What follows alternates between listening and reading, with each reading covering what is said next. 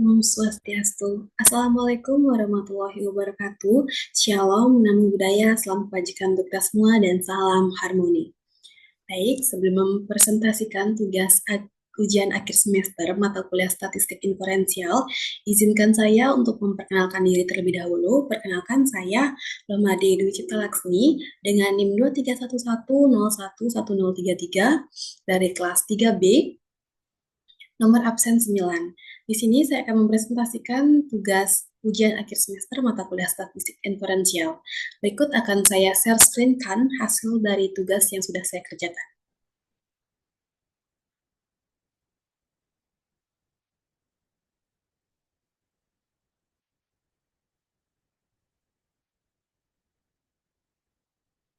Baik, di sini saya akan menjelaskan dan juga mempresentasikan tugas yang sudah saya kerjakan.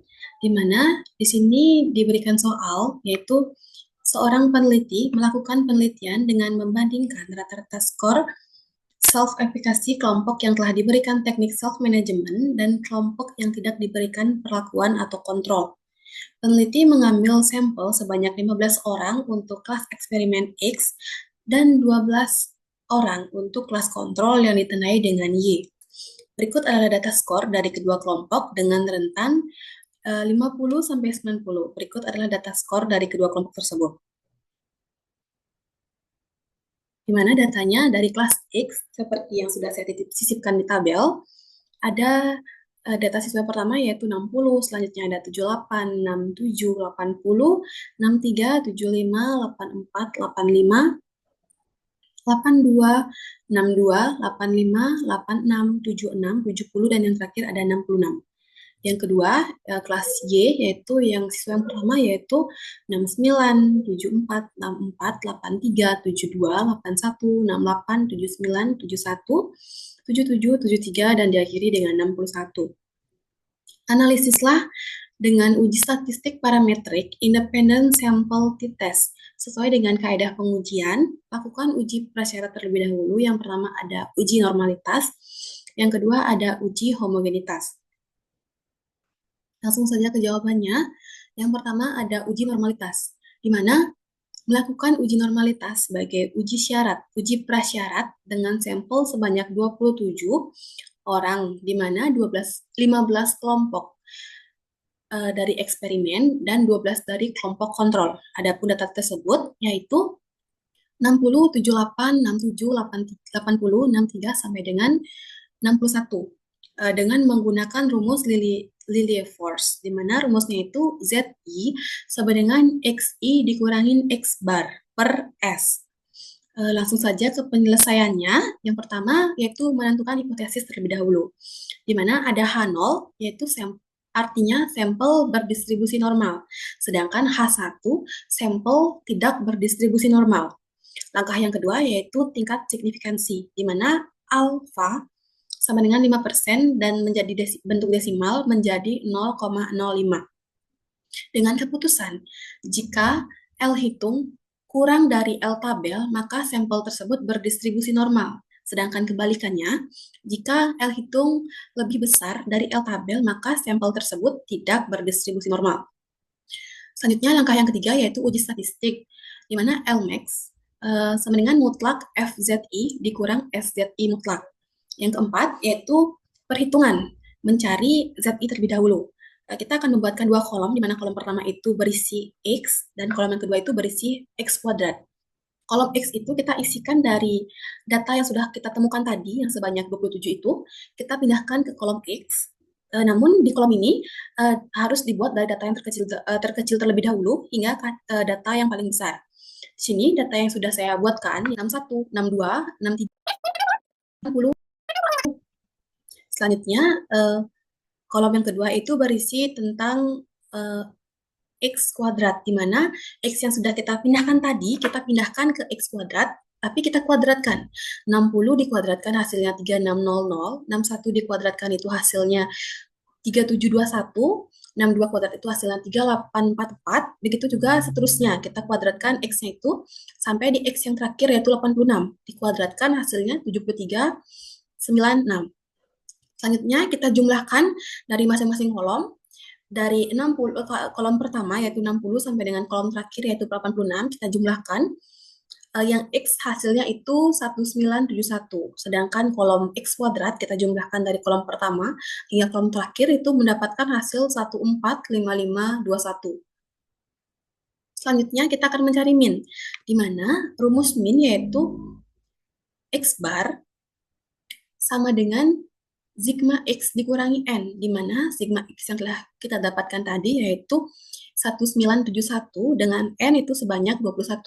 Hasilnya 1971 dibagi dengan 27 hasilnya itu 73. Selanjutnya kita akan mencari varians, di mana rumus varians adalah S sama dengan akar dari N dikali sigma X kuadrat dikurangi dalam kurung buka sigma X kurung tutup kuadrat per N dikali N min 1. Sekarang kita akan masukkan angka-angkanya. M-nya itu 27 dikali dengan sigma X kuadrat itu hasilnya 145521. Dan kurung buka sigma X-nya itu kita temukan 1971. Kita kuadratkan nanti. Dan N itu kita turunkan 27, N-nya juga 27, dan min 1. Sekarang akan kita kali-kalikan dulu. 27 dikali 145521 itu hasilnya 3929067. Sedangkan 1971 itu dikuadratkan hasilnya 3884841. 27 dikali 26 itu hasilnya 702. Selanjutnya, kita akan mengurangkan 3929067 dikurangi dengan 3884841 itu hasilnya adalah 44226 per 702. Itu akan kita bagi dulu, 44226 per 702, akarnya tetap kita tulis karena belum dikerjakan. Kita bagi terlebih dahulu. Hasilnya itu ada 63. Sekarang baru kita akarkan, akar dari 63 kita temukan hasil akhirnya itu adalah 7,93. Selanjutnya, membuat tabel penolong dengan kolom seperti yang telah saya sisipkan. X1-nya itu kita dapatkan dari nilai-nilai N yang tadi yang sudah kita urutkan dari yang terkecil, kita cantumkan di sini juga sampai dengan N yang terakhir 86. Sedangkan ZI-nya itu kita dapatkan dari rumus ZI adalah XI dikurangi dengan X bar per S sama X-nya itu kan 60 dikurangi dengan X barnya itu 73. X barnya itu 73 dan S-nya itu 7 kurangin 7 hasil 1 min 1,63. Begitu juga selanjutnya di kolom 61, 62 sama saja dengan rumus yang sudah saya jelaskan tadi sampai di 86. 86 dikurangin 73 dibagi dengan 7,93 mendapatkan hasil 1,63. Selanjutnya di kolom FZI ini kita akan mencari dengan fokus pada kolom ZI saja dengan menggunakan tabel yang sudah saya sisipkan di atasnya itu, tabel Z distribusi normal. Contoh yang pertama itu kan ZI-nya itu min 1,63. Kita akan membagi dua angka menjadi kepala dan juga ekor. Kepalanya itu berada di 1,6, ada di bagian sini 1,6. Sedangkan 0,03 itu ada di bagian sini. Jadinya kita akan tarik titik koordinatnya, di mana itu akan menjadikan jawaban dari FZI. Di mana ini adalah hasilnya 0,0516. Kita pindahkan di sini, 0,0516. Itu juga tabel selanjutnya di min 1,51. Kepalanya itu ada di min 1,5, sedangkan ekornya ada di 0,01 di sini. Jadinya 0,0655. 0,0655. Selanjutnya itu akan berulang sampai di nomor yang terakhir ada di 1,63. Kepalanya ada di 1,6 dan ekornya ada di 0,03. 1,6 ini 0,03 itu ada di 0,9484. 0,9484.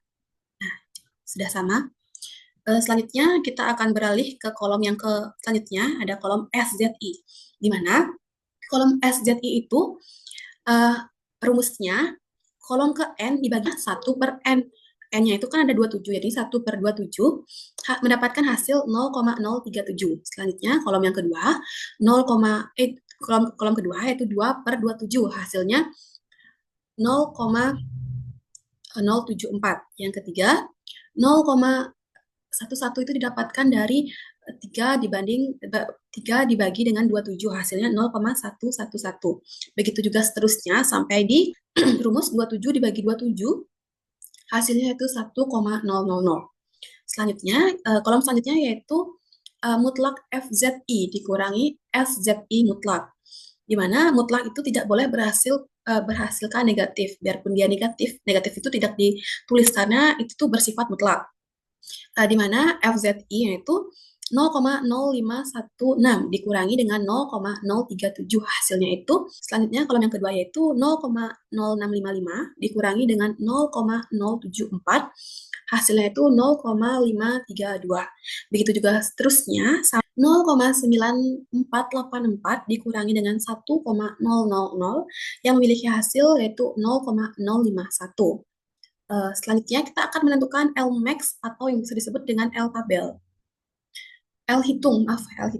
Jadi di sini kita dapat menentukan dengan melihat kolom yang paling terakhir, yaitu kolom FZI, mutlak FZI dikurangi SZI mutlak. Dengan menentukan nilai yang paling highlight di sini, ini merupakan nilai yang paling tinggi di kolom yang terakhir dengan nilai 0,263. Nilai hitungan ini adalah 0,263. Selanjutnya, kita L tabel dengan dan N-nya itu di sini dituliskan 25 karena itu yang mendekati dengan 27 dengan mendapatkan 0,180. Jadi L tabelnya itu 0,180. Langkah selanjutnya yaitu menentukan kesimpulan. Jadi berdasarkan uji yang telah dilakukan, dapat dilihat bahwa L hitung dengan angka 0,263 lebih besar dari L tabel yaitu 0,180, maka dapat ditarik kesimpulan bahwa sampel tersebut tidak berdistribusi normal sehingga H0 ditolak. Uji yang kedua yaitu uji homogenitas, di mana melakukan uji homogenitas sebagai uji prasyarat dengan dua kelompok sampel yang akan digunakan peneliti untuk mengetahui efektivitas teknik self-management untuk meningkatkan self-efikasi. Adapun data tersebut yaitu kelas eksperimen itu saya tandakan dengan X1 dengan N sama dengan 60, 78, 67, 80, 63, 75, 84, 65, 82, 62, 85, 86, 76, 70, dan 66. Sedangkan kelas kontrol saya tandai dengan X2 dengan N 69, 74, 64, 83, 72, 81, 68, 79, 71, 77, 73, dan diakhiri dengan 61.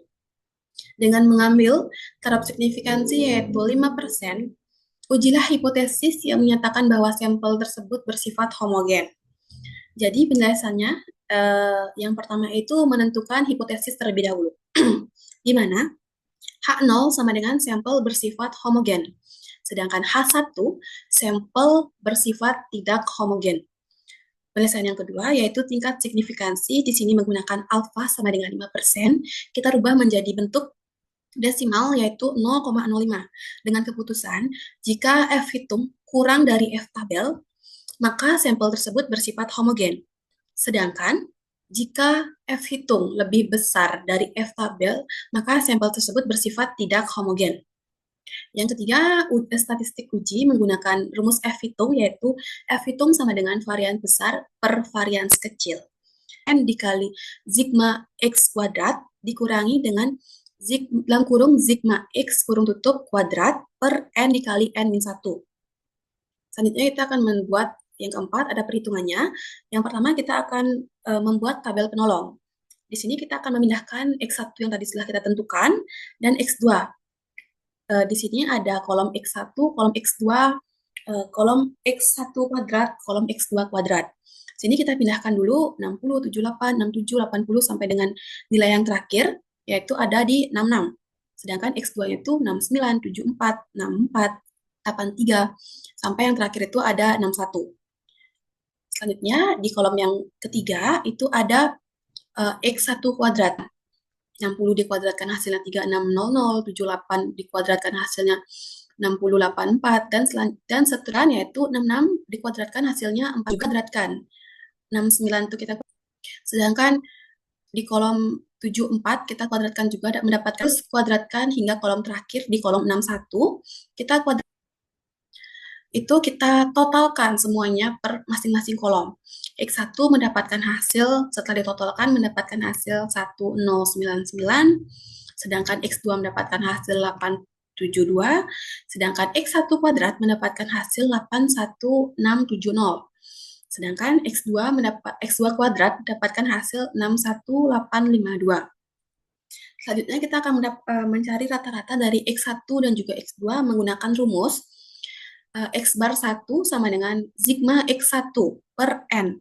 Tadi kan sudah didapatkan sigma X1-nya itu ada di 1099 dan N-nya itu ada di 15. Jadi 1099 dibagi 15 mendapatkan hasil 7326. Sedangkan X bar 2 dengan rumus yang sama, sigma X2 yaitu 872 per N. N-nya itu ada 12. Jadi 872 dibagi 12 mendapatkan hasil 72,66. Langkah yang selanjutnya yaitu menghitung varians kelompok eksperimen. Kelompok eksperimen tadi kan setelah dijelaskan itu X1, di mana kita akan berfokus ke kolom X1 saja. Jadi dengan rumus X kuadrat X1 sama dengan M dikali sigma X1 kuadrat dikurangi kurung buka X1 kurung tutup kuadrat per N dikali N min 1. Tadi N-nya itu 15, sigma X kuadrat satunya itu 81670 dikurangi dengan 1099 kuadrat. Per N 15 dikali 81670 itu hasilnya 12250 dikurangi dengan 1099 kuadrat itu hasilnya 1207801. Per 15 dikurangin 1 yaitu 15 dikali 14. Maka kita akan kurangkan dan kalikan. 1,225,050 dikurangi dengan 1,207,807 itu hasilnya 17249 per 210 mendapatkan hasil akhir yaitu 82,13. Itu merupakan hasil dari varians kelompok X. Varians kelompok control dengan rumus yang sama, tapi kita akan berfokus pada X2, di mana rumusnya itu N dikali sigma X kurung tutup kuadrat per N min 1. Kita akan masukkan angka, N-nya itu tadi yang X2-nya itu ada 12, dikali dengan 6185 kuadrat, per 12 dikali 12 min 1. Kita kali kedua itu 4, 2224, dikurangi 760384, per 12 kali 11, sama dengan 4, 2224, dikurangi minus 18, 160, itu 6. 1, kita akan menghitung F hitung dengan rumus varians besar per varians kecil. 13, sedangkan varians kecilnya itu ada di min 137,54. Hasil akhir dari F hitung itu adalah min 0,59. Selanjutnya kita akan menentukan DF. DF-nya itu V1 sama dengan 15 dikurangin 14 sama dengan 15 dikurangin 1 sama dengan 14. F2-nya itu kita berfokus pada jumlah N yang kedua, yaitu 12 dikurangin 1 hasilnya 11. Di sini kita akan melihat di tabel yang telah saya sisipkan, di mana yang sebelah kiri ini merupakan V1, sedangkan di sebelah kanan ini merupakan V2. Di sini hanya saya sisipkan yang tabel ke-14 saja, yaitu V1-nya itu 14, sedangkan V2-nya itu 11. Jadi kita cocokkan di 11 ini dengan taraf, karena di sini tidak ada 0,5, maka kita akan menggunakan 0,95. Mengapa 0,95? Karena 1,00 dikurangi dengan 0,25, mendapatkan hasil 0,95. Maaf, 1,00 dikurangi dengan 0,25, mendapatkan hasil 0,95.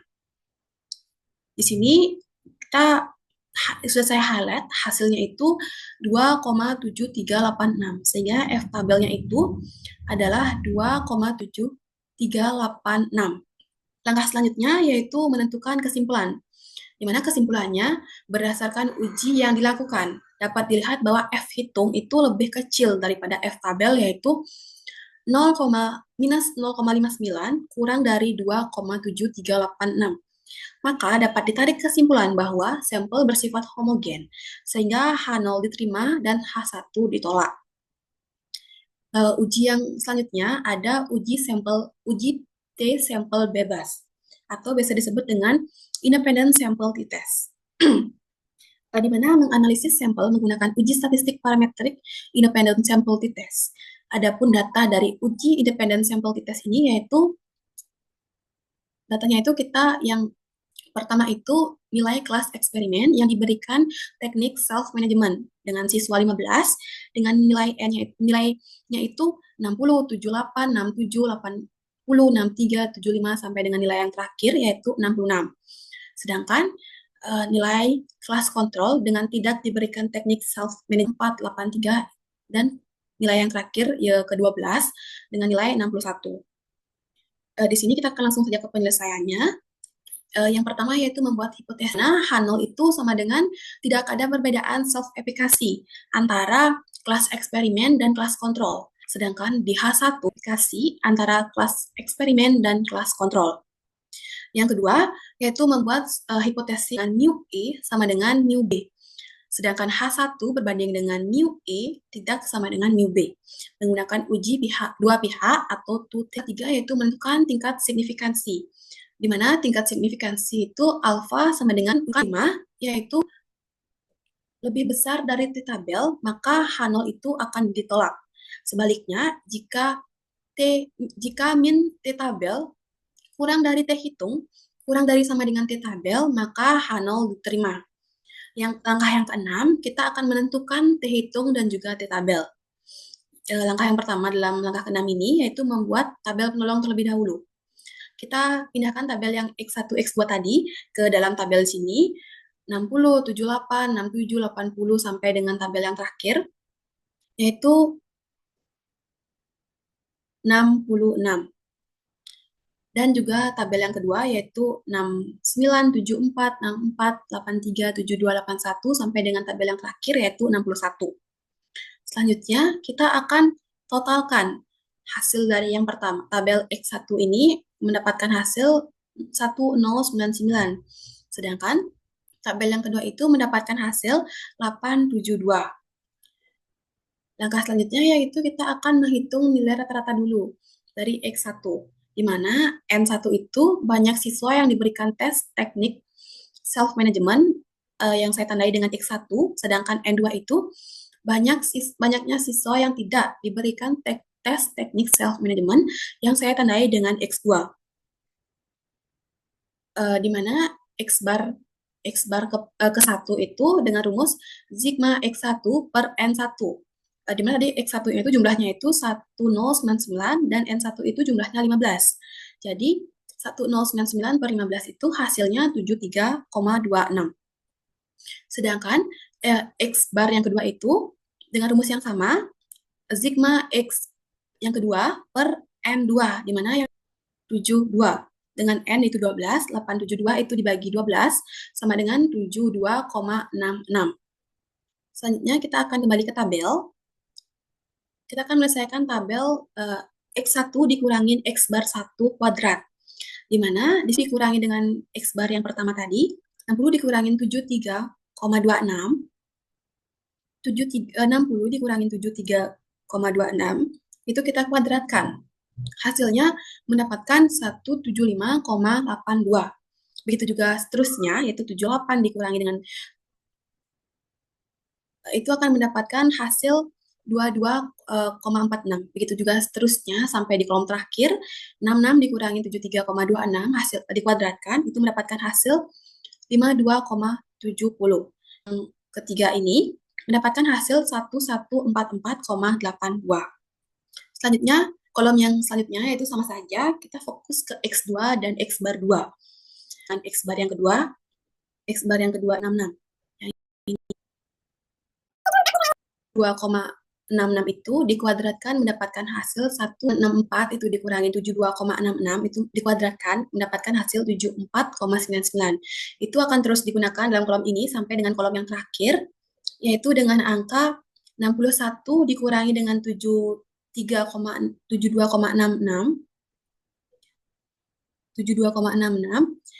dikuadratkan mendapatkan hasil 135,59.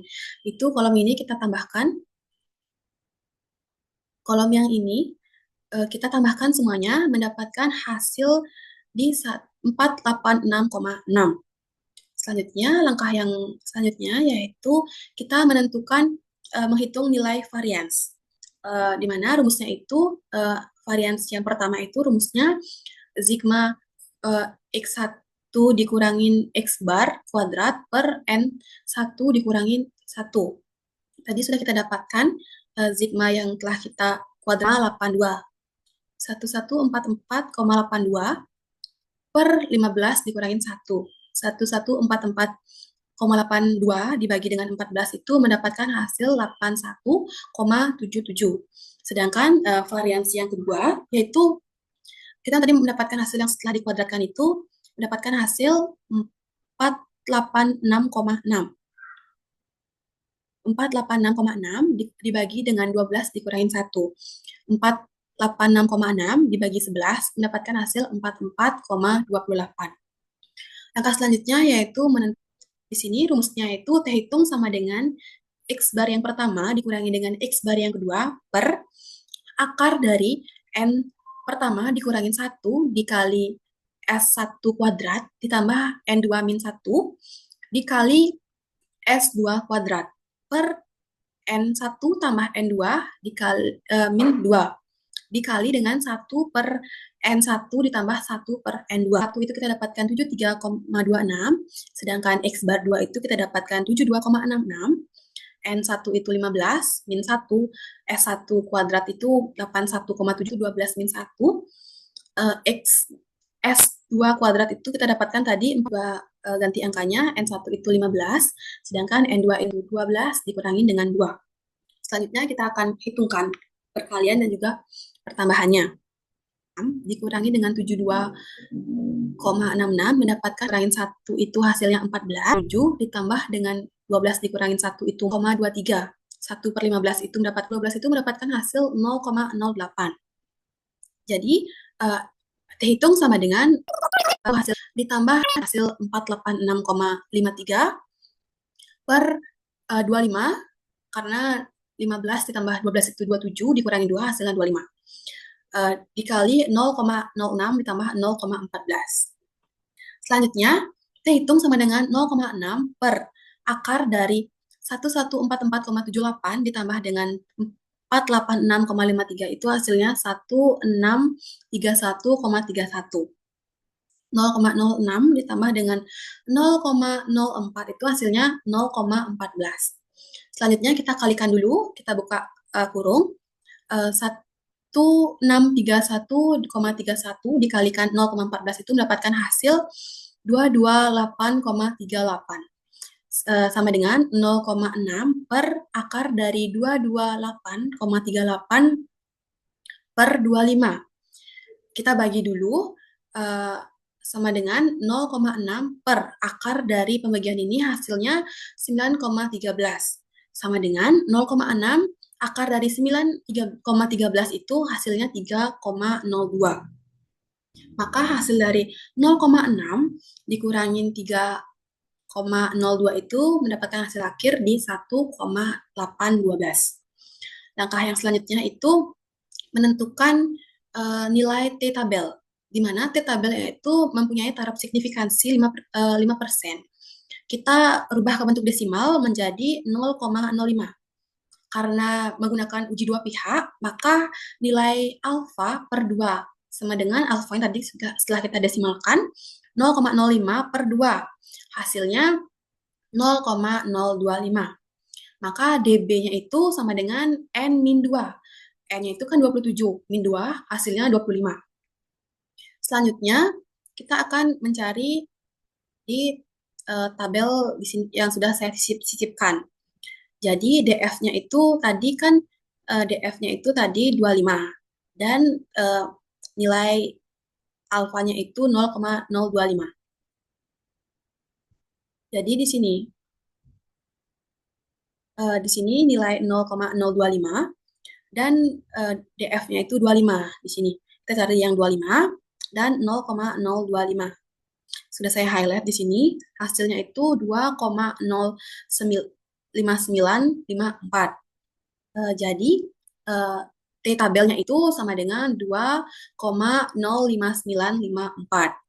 Langkah yang terakhir yaitu menarik kesimpulan, di mana T hitungnya itu 1,812. Sedangkan T tabelnya itu adalah 2,05954. Maka dapat T tabel, maka H0 diterima. Artinya, tidak ada perbandingan rata-rata skor self-efikasi kelompok yang diberikan teknik self-management dan kelompok yang tidak diberikan perlakuan atau kontrol. Maka hasil kesimpulan akhir dari semuanya itu adalah sampel tidak berdistribusi normal dan bersifat homogen. Efikasi kelompok yang diberikan teknik self-management dan kelompok yang tidak diberikan perlakuan atau kontrol. Baik, itu saja yang dapat saya sampaikan dalam presentasi ujian akhir semester mata kuliah statistik ini. Izinkan saya untuk men-stop share screen-nya ya.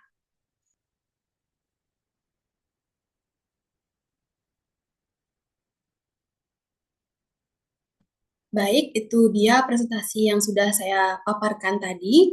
Mohon maaf apabila ada kesalahan ataupun perlakuan yang tidak saya sengaja.